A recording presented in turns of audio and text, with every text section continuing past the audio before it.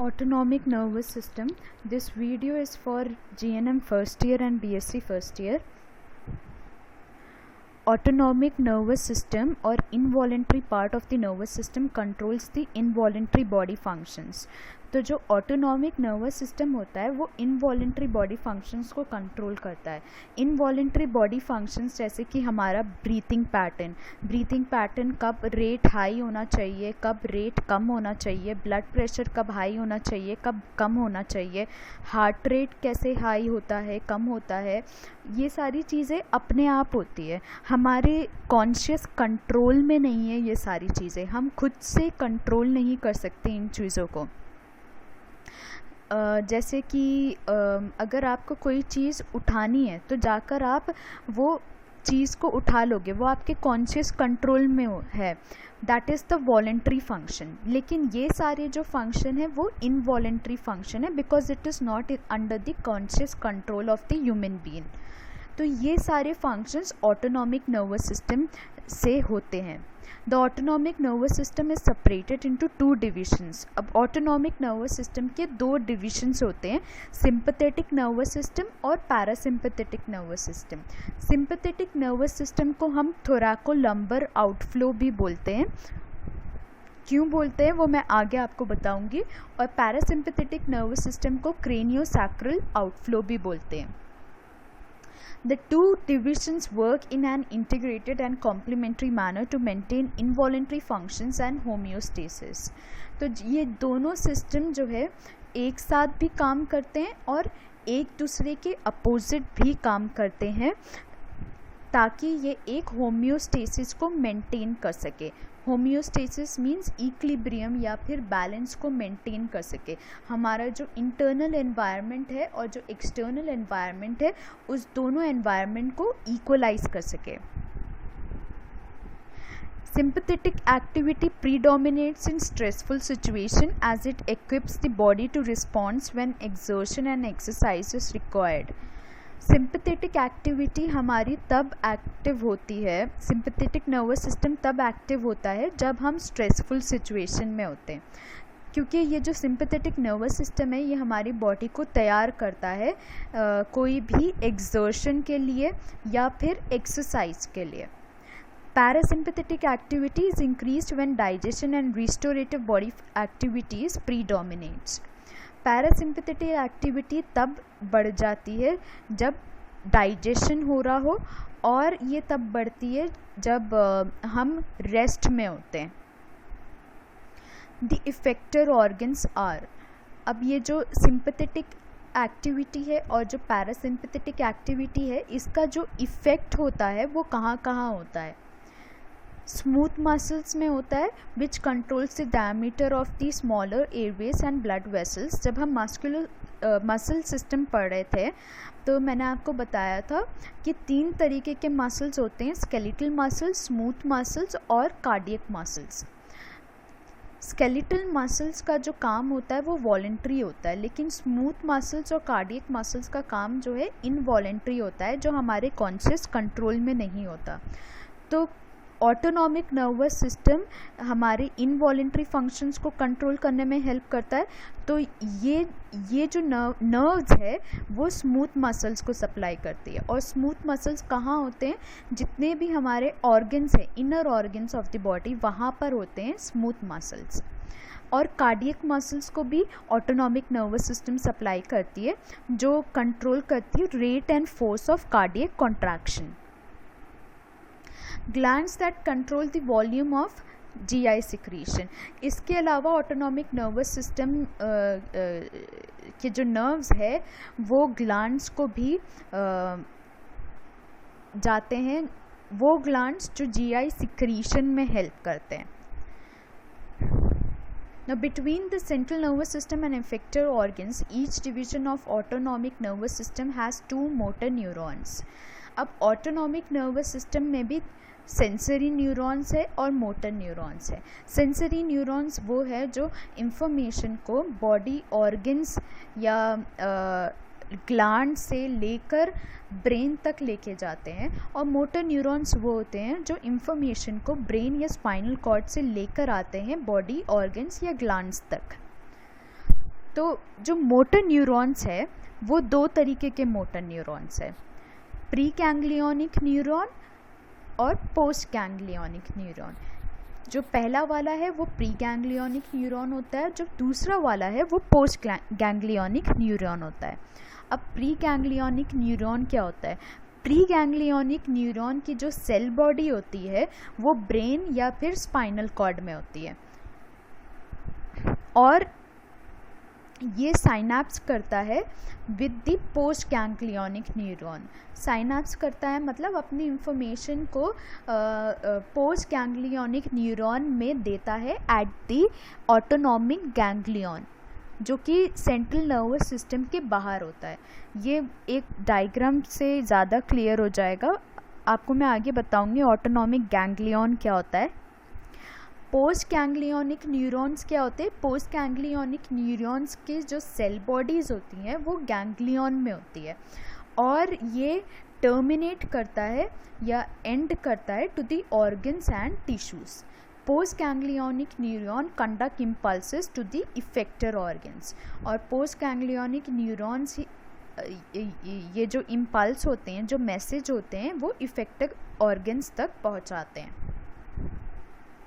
Sympathetic nervous system का pre ganglionic और post ganglionic neuron कैसा है, इसकी एनाटमी कैसी है?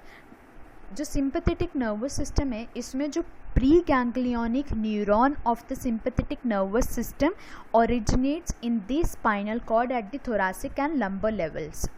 तो जो स्पाइनल कॉर्ड का थोरैसिक और लंबर लेवल होता है, थोरैसिक और लंबर पार्ट जो है, लंबर रीजन और थोरैसिक रीजन, यहाँ से सिंपैथेटिक नर्वस सिस्टम के प्री गैंग्लियोनिक न्यूरॉन निकलते हैं और इसीलिए हम सिंपैथेटिक नर्वस सिस्टम को थोरैको लंबर आउटफ्लो भी बोलते हैं। और प्री गैंग्लियोनिक न्यूरॉन फिर बाद में साइनैप्स होता है दो जगह पर, either at the lateral chain of sympathetic ganglion or at the prevertebral ganglia. Now what is lateral chain of sympathetic ganglia? Lateral chain of sympathetic ganglia एक चेन है जो कि सर्वाइकल रीजन से लेकर सैक्रम रीजन तक है और ये दोनों तरफ होती है वर्टिब्रल बॉडी के दोनों तरफ होती है। और प्री वर्टिब्रल गैंग्लियन तीन तरीके के हैं जो कि एब्डोमिनल कैविटी में होते हैं, जैसे कि coeliac ganglion, superior mesenteric ganglion और इंफीरियर मेसेंट्रिक गैंग्लियन।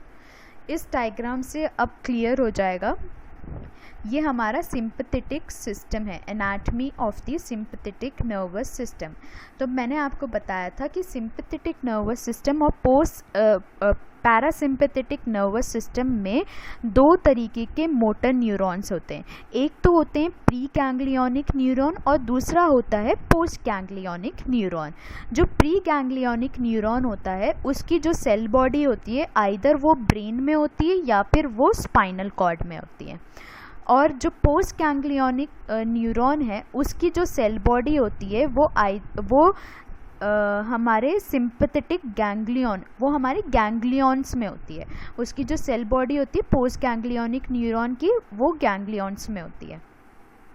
अब जो सिंपैथेटिक नर्वस सिस्टम है, सिंपैथेटिक नर्वस सिस्टम को हम थोरैको लंबर आउटफ्लो भी बोलते हैं। क्यों बोलते हैं? क्योंकि इसका जो प्री गैंग्लियोनिक न्यूरॉन है वो थोरैसिक और लंबर रीजन में होता है, थोरैसिक और लंबर रीजन में होता है। अब थोरैसिक और लंबर रीजन से प्री गैंग्लियोनिक न्यूरॉन निकलकर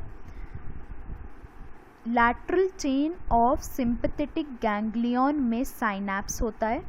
this is the lateral chain of sympathetic ganglion. ये लैटरल चेन दोनों तरफ होती है, इस तरफ भी होती है और इस तरफ भी होती है। इस डायग्राम में सिर्फ एक ही तरफ बता रखा है, पर ये लैटरल चेन दोनों तरफ होती है। अब प्री गैंग्लियोनिक न्यूरॉन जब lateral chain of sympathetic ganglion पर पहुंचते हैं तो यहाँ पर ऑलरेडी सेल बॉडीज़ होती है of the post ganglionic neuron. तो यहाँ से जो इन्फॉर्मेशन होती है वो यहाँ पर छोड़कर जो पोस्ट गैंग्लियोनिक न्यूरॉन है वहाँ वो उसकी जो सेल बॉडीज़ है वो अपने अंदर इस इंफॉर्मेशन को ले लेती है।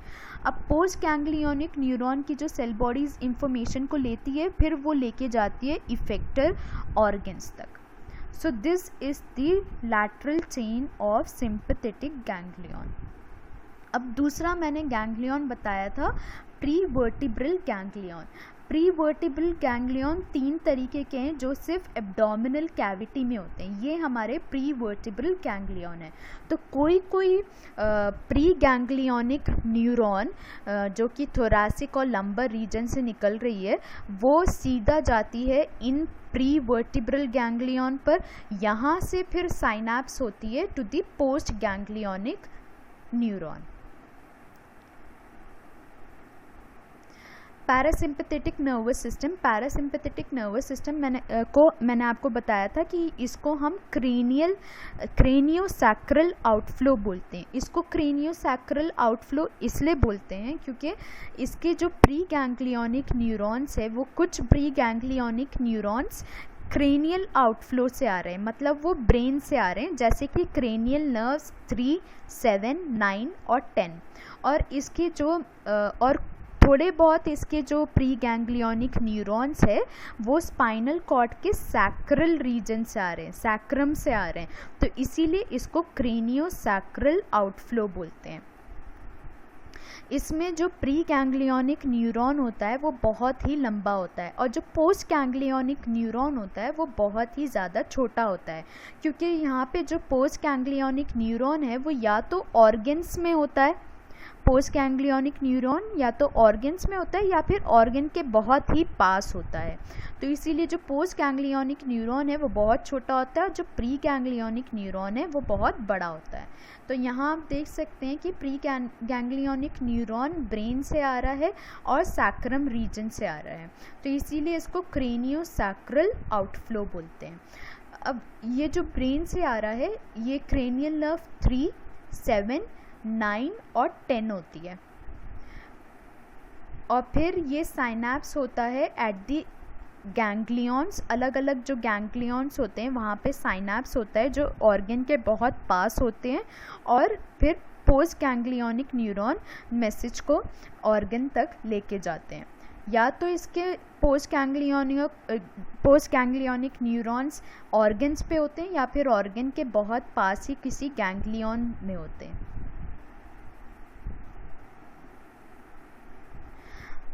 अभी जो हमने पढ़ा वो मोटर डिवीज़न पढ़ा था कि जो मोटर नर्व्स होती हैं वो 2 तरीके की मैंने आपको बताई। अब हम पढ़ेंगे सेंसरी नर्व्स, जो इंफॉर्मेशन ऑर्गन से ब्रेन तक लेके जाती है। तो इसके जो सेंसरी नर्व फाइबर्स होते हैं वो क्या क्या करते हैं, विसरल रिफ्लेक्सेस को लेके जाते हैं। विसरल रिफ्लेक्सेस जैसे कि कफ, ब्लड प्रेशर, इन सारे रिफ्लेक्सेस को वो ब्रेन तक लेके जाते हैं। और सेंसेशन जैसे कि हंगर, जब हमें भूख लगती है तो हमें कैसे पता चलता है कि हमें भूख लग रही है, हमें खाना खाना चाहिए। थर्स्ट, प्यास लग रही है, कैसे पता चलता है। Nausea, sexual sensation, rectal and bladder distension, अगर कभी हम ट्रैवल कर रहे हैं और आसपास कोई वॉशरूम नहीं है और हमारा ब्लैडर पूरा फुल हो गया है तो हमें कैसे पता चलता है। ये सारे सेंसेशंस जो है जो सेंसरी न्यूरॉन्स होते हैं of the autonomic nervous system वो ब्रेन तक लेके जाते हैं। और विसरल पेन, विसरा क्या होता है, विसरा बेसिकली, विसरा का मतलब होता है ऑर्गन, और विसरल पेन का मतलब होता है organ pain. Visceral pain, organ pain जब होता है या तो जब किसी ऑर्गन में इन्फेक्शन हो जाए, जैसे कि अपेंडिसाइटिस, जब अपेंडिक्स में इन्फ्लेमेशन हो जाती है या इन्फेक्शन हो जाता है तो पेशेंट को बहुत ज़्यादा पेन होता है, तो उस पेन को हम बोलते हैं विसरल पेन, क्योंकि ये पेन ऑर्गन का पेन है। तो ये सारे सेंसेशंस हमारे सेंसरी नर्व लेके जाती है to the brain, sensory nerves of the autonomic nervous system. अब ऑटोनॉमिक नर्वस सिस्टम का क्या फंक्शन है। सबसे पहले हम देखते हैं सिंपैथेटिक नर्वस सिस्टम में क्या क्या फंक्शन है।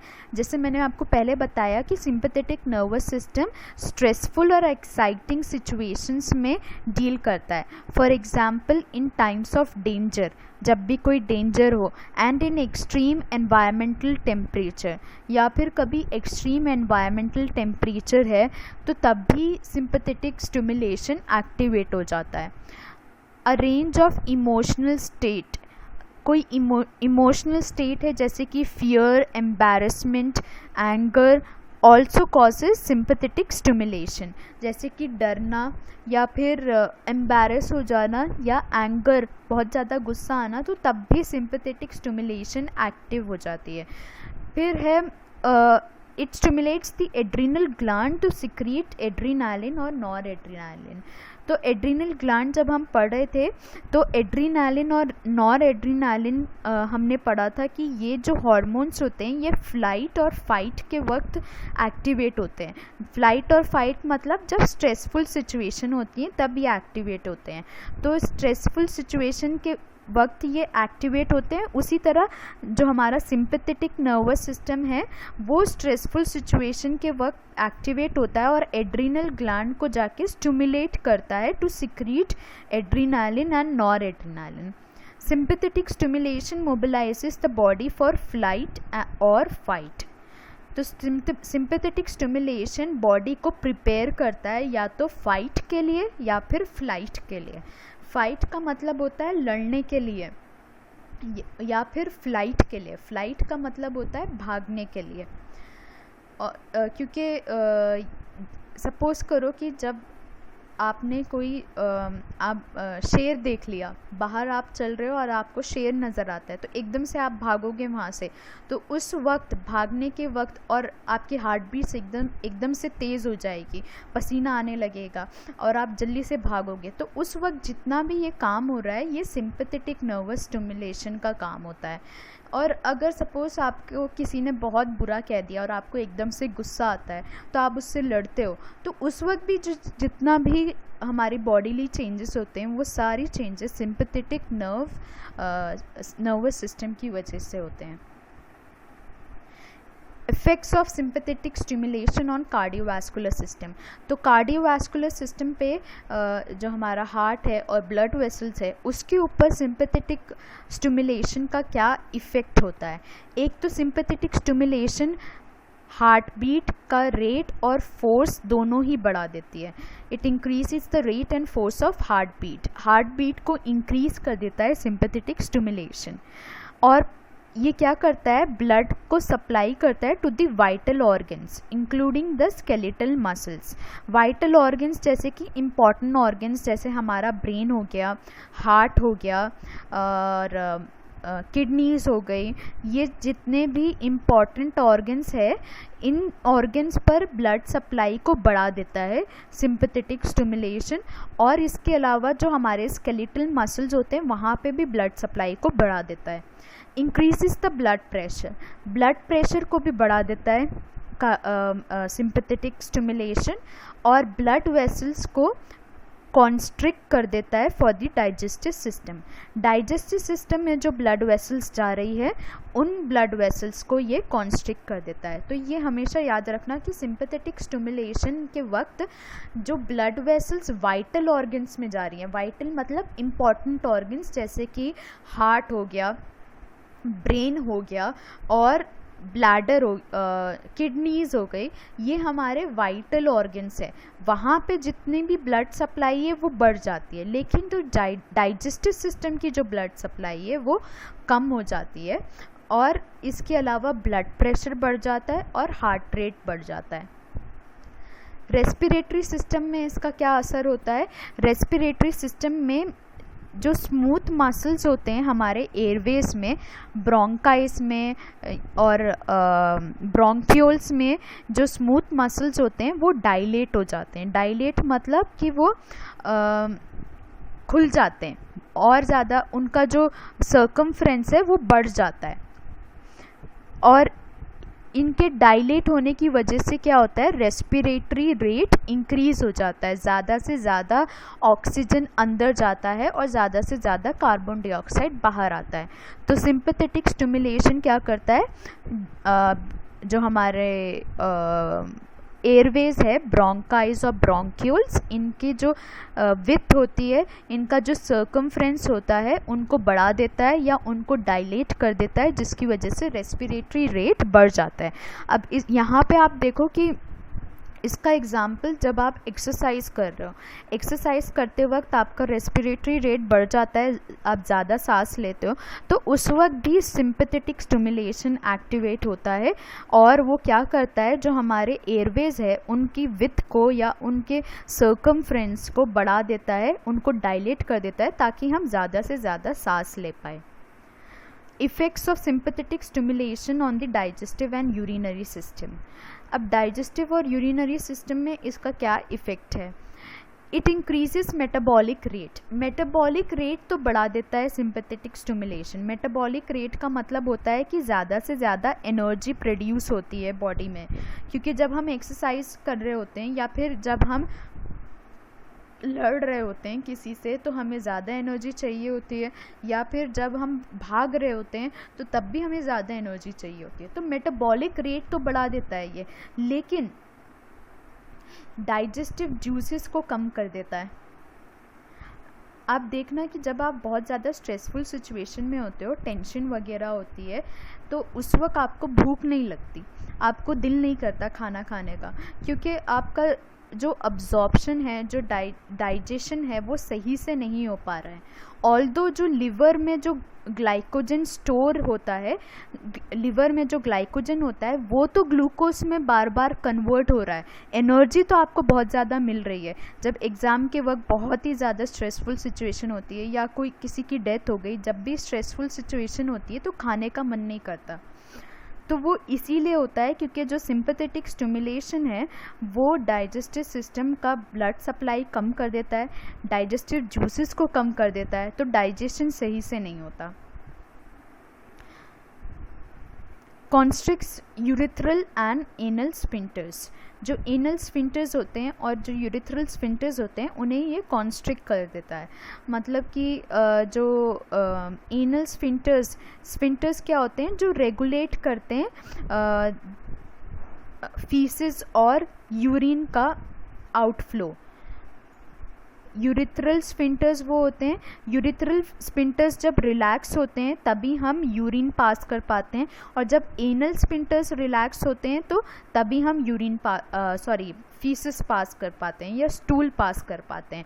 लेकिन जो सिंपैथेटिक स्टिमुलेशन होता है वो कॉन्स्ट्रिक्ट करता है इन दोनों स्फिंक्टर्स को, और हम सही से यूरिनेट या फिर सही से फीसिस को पास नहीं कर पाते। Effects of sympathetic stimulation on I. तो आई पे क्या इफ़ेक्ट होता है सिंपैथेटिक स्टिमुलेशन का, इट डायलेट्स द प्यूपिल को ये डायलेट कर देता है और आईज जो है वाइड ओपन हो जाती है। जब भी आप एकदम से कोई ऐसी चीज़ देखो, या तो एक्साइटेड जब आप एक्साइटेड होते हो, सपोज आपकी सरप्राइज बर्थडे पार्टी है और आप एक्साइटेड हो गए तो एकदम से आपकी आंखें खुल नहीं जाती, तो उसी तरह ये आईज को वाइडली ओपन कर देता है और प्यूपिल को डायलेट कर देता है। And it facilitates distant vision. Distant vision का मतलब होता है कि दूर तक हमें दिखाई दे, इस चीज़ में हेल्प करता है sympathetic stimulation. Effects of sympathetic stimulation on skin. Skin के ऊपर क्या इफ़ेक्ट होता है, स्किन पे ब्लड सप्लाई इंक्रीज़ हो जाती है तो स्वेट होने लगता है, स्वेटिंग होने लगती है, ज़्यादा से ज़्यादा स्वेटिंग होने लगती है पेशेंट को या किसी को भी जो डरा हुआ हो या जो घबराया हुआ हो या एक्सरसाइज के वक्त। सिंपैथेटिक स्टिमुलेशन स्किन पे क्या करता है, it increases sweat secretion. Parasympathetic stimulation. अब जो पैरासिम्पैथेटिक स्टिमुलेशन है उसको हम बोलते हैं पीस मेकर इसलिए क्योंकि जब हम शांत होते हैं, जब हम पीस में होते हैं तो तब जो स्टिमुलेशन एक्टिव रहता है वो होता है पैरासिम्पैथेटिक स्टिमुलेशन। इसके अलावा जब डाइजेशन या अब्जॉर्प्शन होता है फूड का तब भी ये सिस्टम एक्टिवेट होता है। Effects of parasympathetic stimulation on cardiovascular system. Cardiovascular system पे क्या इफ़ेक्ट होता है पैरासिम्पैथेटिक स्टिमुलेशन का? अब parasympathetic stimulation it decreases the rate and force of heart rate. तो जो सिंपैथेटिक स्टिमुलेशन करता है उसका अपोजिट पैरासिम्पैथेटिक स्टिमुलेशन करता है। ये हार्ट बीट को कम करता है। कार्डियक मसल्स में जो ब्लड सप्लाई होती है उसको भी कम करता है। अगर कोई चीज़ हमारे बॉडी में बढ़ जाए तो उसका कम होना भी ज़रूरी होता है। तो इसीलिए पैरासिम्पैथेटिक स्टिमुलेशन सिंपैथेटिक स्टिमुलेशन के अपोजिट ही काम करता है ज़्यादातर। Effects of parasympathetic stimulation on respiratory system. अब वहाँ पर हमने पढ़ा था कि हमारे एयरवेज डायलेट हो जाते हैं, यहाँ पे एयरवेज कॉन्स्ट्रिक्ट हो जाते हैं। ब्रोंको कॉन्स्ट्रिक्शन होता है पैरासिम्पैथेटिक स्टिमुलेशन से। फिर डाइजेस्टिव और यूरिनरी सिस्टम में it increases the rate of digestion on absorption of food. Digestion और अब्जॉर्प्शन बढ़ जाता है पैरासिम्पैथेटिक स्टिमुलेशन में। यूरिथ्रल और एनल स्फिंक्टर्स रिलैक्स हो जाते हैं और डाइजेस्टिव जूसेस ज़्यादा से ज़्यादा सिक्रीट होने लगते हैं। आई पे इसका क्या असर होता है? वहाँ पे प्यूपिल डायलेट हो रही थी, यहाँ पे प्यूपिल क्या होती है? कॉन्स्ट्रिक्ट हो जाती है। आईलिड्स जो है क्लोज हो जाती है and it facilitates near vision. ये हेल्प करता है करीब का देखने में। Effects of parasympathetic stimulation on skin. Parasympathetic stimulation skin को सप्लाई नहीं करती तो इसीलिए कोई इफ़ेक्ट नहीं होता। अब यहाँ पे एक समरी है, देखो ये पैरासिम्पैथेटिक स्टिमुलेशन है, या तो इसके जो पोस्ट गैंग्लियोनिक न्यूरॉन्स है वो इफेक्टर ऑर्गन पे होते हैं या फिर ऑर्गन के बहुत पास होते हैं, और यहाँ से साइनैप्स होता है प्री गैंग्लियोनिक और पोस्ट गैंग्लियोनिक न्यूरॉन का। अब पैरासिम्पैथेटिक स्टिमुलेशन में क्या क्या होता है? It constricts pupil. Sympathetic stimulation में इट डायलेट्स प्यूपिल। पैरासिम्पैथेटिक में it stimulates the flow of saliva. Sympathetic में it inhibits the flow of saliva. जब डरते हैं या जब भी एक्सरसाइज करते हैं तो एकदम से मुंह भी सूख जाता है, पानी की ज़्यादा ज़रूरत होती है, इसीलिए क्योंकि sympathetic nervous system it inhibits the flow of saliva. It slows the heart beat, it accelerates the heart beat. It constricts bronchi, it dilates bronchi. It stimulates peristalsis and secretion. Peristalsis मतलब जो हमारा movement होता है, muscles का जो movement होता है digestive system में, जो फूड को आगे बढ़ाने में हेल्प करता है, दैट इज़ पेरिस्टाल्सिस। और जो सिक्रीशंस होते हैं, डाइजेस्टिव जूसेस होते हैं, उसको बढ़ा देता है parasympathetic stimulation. It inhibits peristalsis and secretion. Stimulates release of bile, ये बाइल के सिक्रीशन में हेल्प करता है। बाइल या जितने भी डाइजेस्टिव जूसेस है उसके सिक्रीशन में हेल्प करता है। और यहाँ पे conversion of glucose to conversion of glycogen to glucose, ज़्यादा से ज़्यादा ग्लूकोज बनाता है ताकि हमें एनर्जी मिल सके। Contracts the bladder, contracts the bladder मतलब ये ब्लैडर को सुकेड़ता है ताकि जो यूरिन है वो इजीली पास हो सके।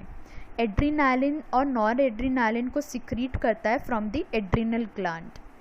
इनहिबिट्स ब्लैडर कॉन्ट्रैक्शन, ब्लैडर को कॉन्ट्रैक्ट नहीं होने देता और जो यूरिन है वो जल्दी से पास नहीं होने देता।